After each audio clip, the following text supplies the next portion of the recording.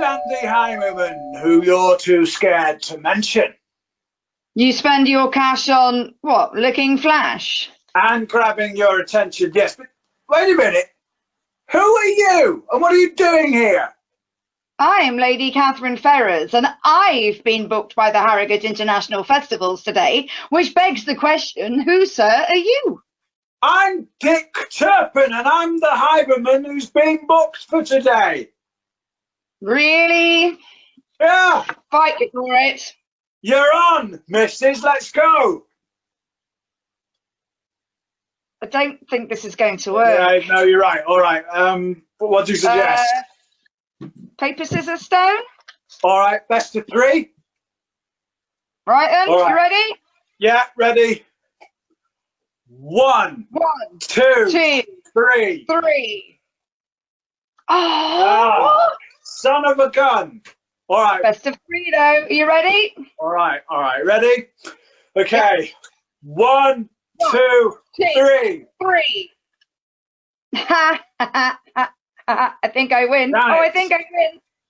All right. Last one. Ready? Yep. One, two, three. Just have to get in shot.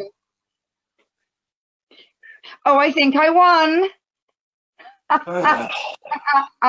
Right, good day, ladies and gentlemen. My name is Catherine Ferrers, also known as the Wicked Lady. Yes, well, anyway. Yourself as Wicked Lady.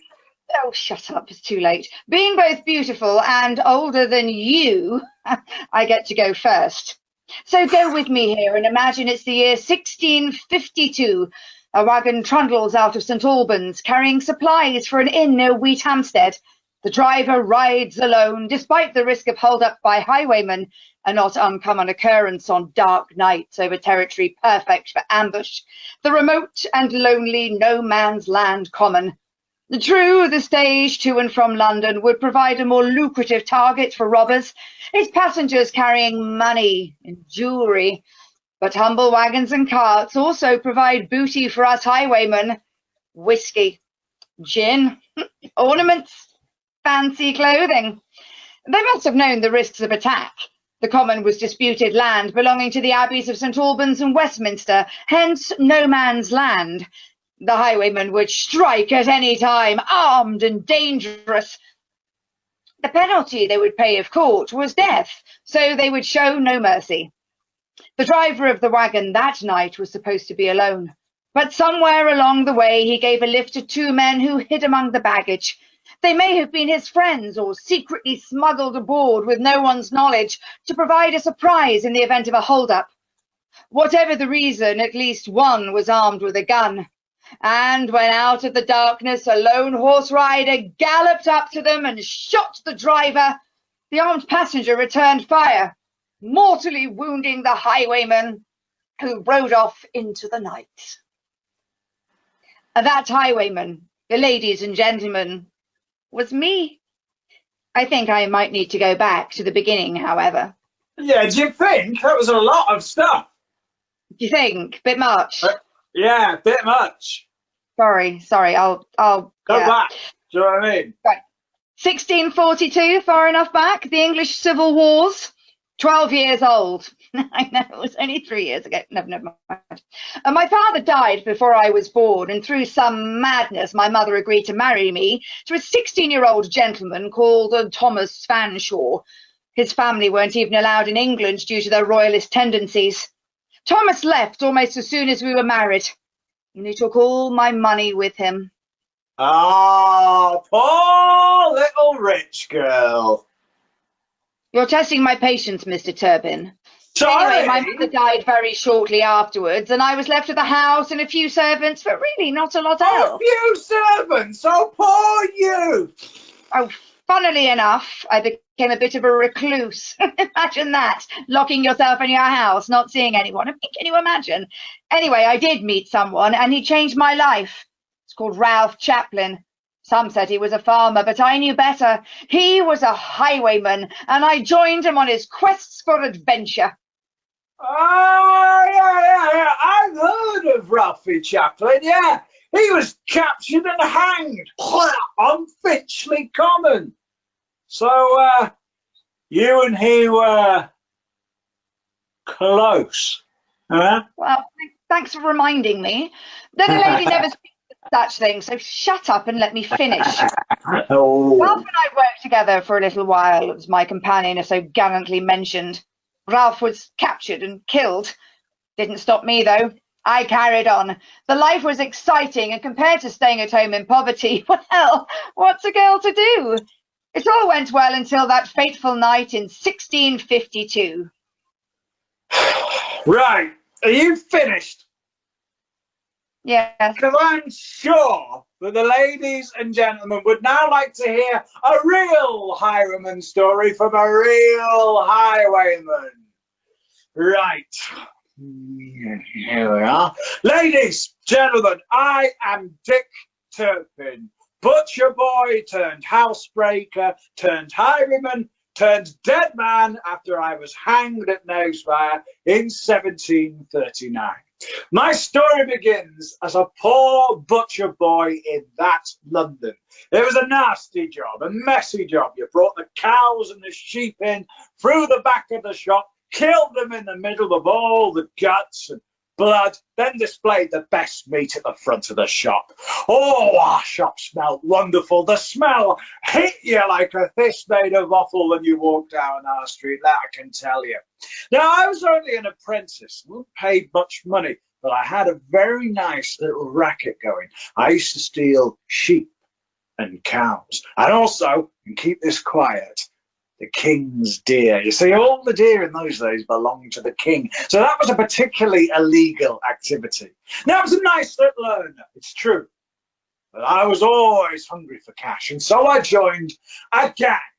Oh, that was a classy, bespoke little operation.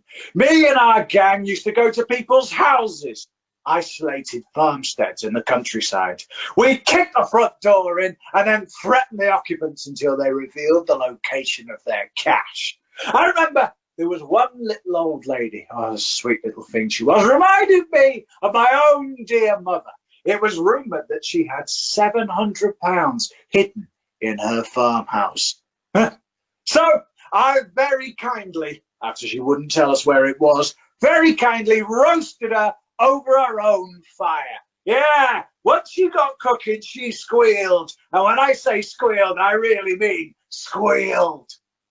I'm unmuting for that. You're really not a very nice man, are you, Mr. Turpin? No, I'm not. I don't know where the romantic notion that I was a gentleman thief comes from. It was probably the Victorians who made it up. Anyway, yeah, I was nasty. And besides, you can't go around telling people that you were a kind of nice highway person. I hear that you didn't even do the stand and deliver bit. You just used to shoot people dead on the side of the road. Not very classy, is it, lady? Well, that's practical. Maybe. Anyway, the trouble with working in a gang is you have to divide the money between everyone. And when all the gang got caught, I decided to go solo. And that is when I became a highwayman, a gentleman of the road. And that's when I started making some serious money as well. And also when I made a friend for the first time in my life. His name was Tom King, and he was one of England's other most famous highwaymen. And me and Tom, we galloped through Epping Forest, robbing people, stealing horses, rich, poor, it didn't make a difference to us. We were very, very equal from that point of view. It's true, yes. Unfortunately, one day, Tom King got caught. So naturally, I hurried to his rescue. Ooh, very noble. Who's giving himself airs now, eh? Quiet, you. I rode on my mighty steed to assist my partner Tom, who was being manhandled by two thief-takers. I drew my pistol, fired, and shot my mate through the heart. What? Shot him. Yeah, right through the heart. At this point, historians disagree as to whether I was either A, a very bad shot and shot my own mate through the heart, or a very good shot. For you see, Tom King had a lot of sensitive information that I would rather not have got out. And so perhaps it was better for me that he died. In fact, on his deathbed, Tom King accused me, Dick Turpin, of being a scoundrel and a coward.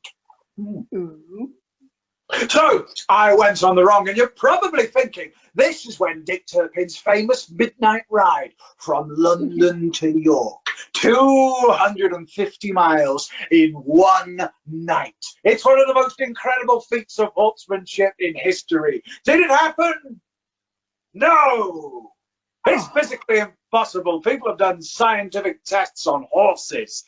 It is true that I did go on the run to York after I got caught poaching, and also the trifling matter of shooting a gamekeeper while I was poaching. So I ended up in the North Country, where I changed my name to John Palmer. Yes, it was all going very well, poaching in Leicestershire and Lincolnshire and Yorkshire, until one day I made a dreadful mistake and shot a chicken. Yeah, blasted it with a pistol for a laugh, mostly. Yeah, well, you can stop laughing.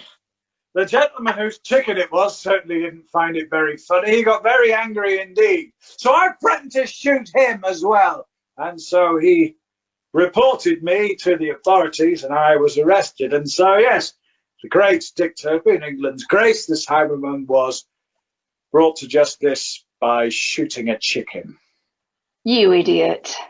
Yeah, I can't really argue with that. But listen, I'm not finished yet. I was locked up in York jail. Now, in those days, felons were expected to defend themselves. And so I wrote a letter to my brother-in-law back down in Essex for a character reference.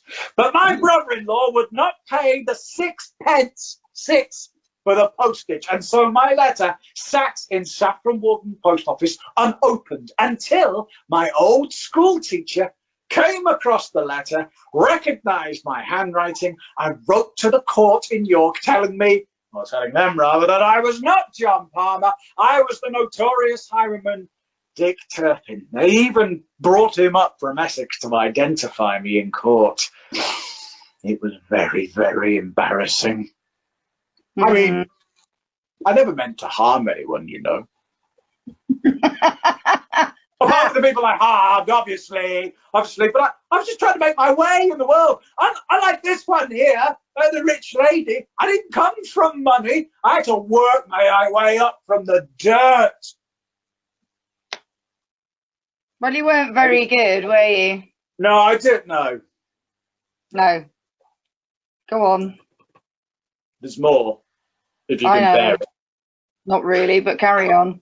They hanged me. It's true, Kath, they did. They hanged me on the 19th of April, 1739, at Knavesmire in York. And actually, Miss Ferris, this is the only part of the story where I really gain any credit, actually, because I was driven through the streets of York on a horse and cart, open-topped, where I bowed to the ladies, waved to the people, and was generally rather charming. We then arrived at the scaffold, and I climbed the ladder myself. And after about half an hour, having some top banter with the executioner and the guards, I eventually got very bored and threw myself off the ladder to hang myself. So there you are. Quite a noble end for me. But that's great. I'm pretty pleased to hear the end of your story. So no. That's the end of the noble bit. It's not actually the end. There's more. Would you like to hear it? Not really, but go on. Good. I was held one night in the Blue Boar Inn in York. In those days, pubs had rooms where you could put dead bodies. That's why they called them the good old days. I was then buried 3 times.